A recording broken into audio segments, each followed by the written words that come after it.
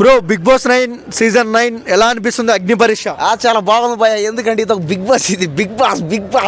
Big boss అంటే మనం చూసుకోవాల్సిన ఒకటే ఫేమస్ అంతే. బిగ్ బాస్లోకి ఎవడైనా సరే ఫేమస్ కానోడైనా సరే బిగ్ బాస్ అవుతే ఫేమస్ అయిపోతాడు అంతే. కాబట్టి ఖచ్చితంగా బిగ్ బాస్ అనేది ఇది ఒక స్పెషల్ షో, ఇది ఒక రియాలిటీ షో, ఇది ఒక టాలెంట్ ఉన్న షో ఇది. కాబట్టి ఇప్పటికే నా ఫ్రెండ్ మల్టీ స్టార్ మనోజ్ రాజు పోతాడు, గెలుస్తాడు అంతే. ఓడి ఎలాగన్నా అన్నాయి, ఓట్లు వేస్తాం అన్నీ అన్నాం. బిగ్ బాస్లో పోయి మర్యాదగా ఆడాలా, జాగ్రత్తగా ఆడాలా, రెస్పెక్ట్ ఇవ్వాలి అందరికీ, 10 మందితో మంచిగా ఉండాలా. కాబట్టి ఏంటంటే బిగ్ బాస్లో పోయి ఎంత పెద్ద స్టార్ అయినా సరే దాంట్లో పోతే నాకు ఓట్లు వేస్తారులే అనుకోవడం పొరపాటుది. బిగ్ బాస్లో పోయారంటే వాళ్ళకి జనాలు ఎలా ఓట్లు వేస్తారు, నువ్వు బాగా ఆడితేనే ఓట్లు వేస్తారు. నువ్వు ఎట పడితే అక్కడ చెత్తగా ఇష్టం వచ్చినట్టుగా జిమ్జు జగ్సికి బంచికి బొమ్మని ఆడవాళ్ళని పట్టుకొని ముద్దులు పెట్టి ఆ మాదిరి నువ్వు నాశనం చేసావంటే నీకు ఎవరు ఓటేరు.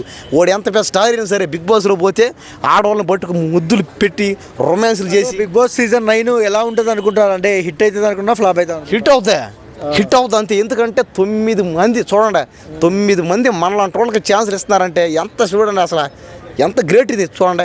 కాబట్టి ఖచ్చితంగా బ్రో ఒక ఆడియన్గా చెప్పండి, ఎవరిని బిగ్ బాస్లో పంపిస్తే బిగ్ బాస్ హై వస్తుంది?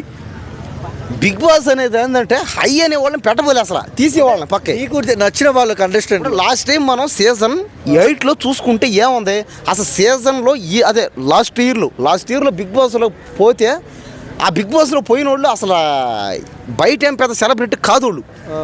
ఏదో విష్ణుప్రియ వాడు తప్ప మిగతా వాళ్ళందరూ సెలబ్రిటీలు కాదు. దాంట్లో పోయినాక సెలబ్రిటీలు అయ్యారు వాళ్ళు. కాబట్టి అంత ముందు కూడా సేమ్ అంతే. పల్లవి ప్రశాంత్ కానీ ఎవరైనా సరే అసలు ఫేమస్ అయినోడు బిగ్ బాస్లో పోబలే, అసలు మానియాళ్ళు.